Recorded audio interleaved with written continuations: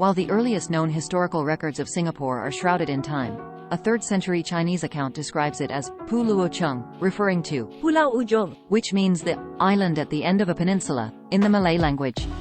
Later, the city was known as Temasek, Sea Town, when the first settlements were established from AD 1298 to 1299. During the 14th century, this small but strategically located island earned a new name, according to legend. Sang Nila Utama, a prince from Palembang, the capital of Srivijaya, was out on a hunting trip when he caught sight of an animal he had never seen before. Taking it to be a good sign, he founded a city where the animal had been spotted, naming it Singapura, from the Sanskrit words Simha, lion and Pura, city.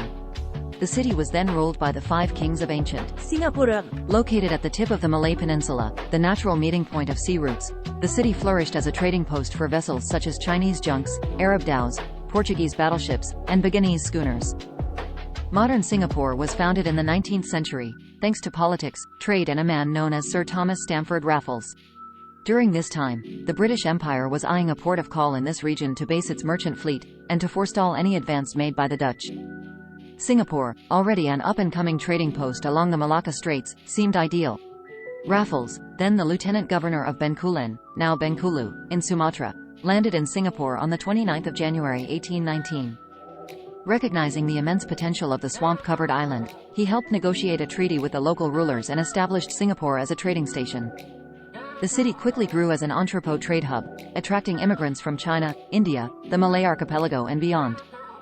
In 1822, Raffles implemented the Raffles Town Plan, also known as the Jackson Plan, to address the issue of growing disorderliness in the colony. Ethnic residential areas were segregated into 4 areas. The European town had residents made up of European traders, Eurasians and rich Asians, while the ethnic Chinese were located in present-day Chinatown and southeast of the Singapore River. Ethnic Indians resided at Chulia Kampong, north of Chinatown, and Kampong Galau, consisted of Muslims, ethnic Malays and Arabs who had migrated to Singapore.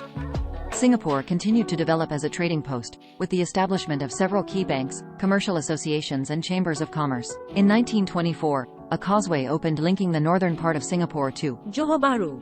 Singapore's prosperity suffered a major blow during World War II, when it was attacked by the Japanese on the 8th of December 1941. The invaders arrived from the north, confounding the British military commanders who had expected an attack by sea from the south.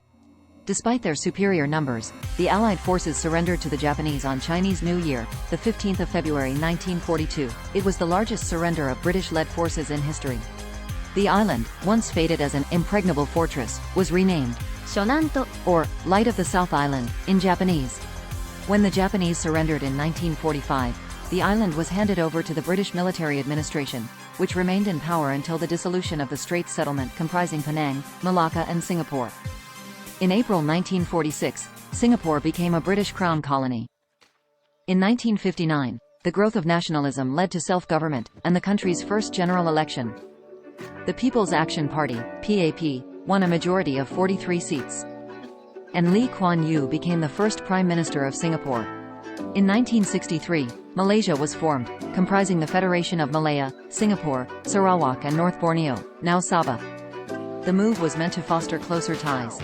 However, Singapore's merger proved unsuccessful, and less than 2 years later on the 9th of August 1965, it left Malaysia to become an independent and sovereign democratic nation.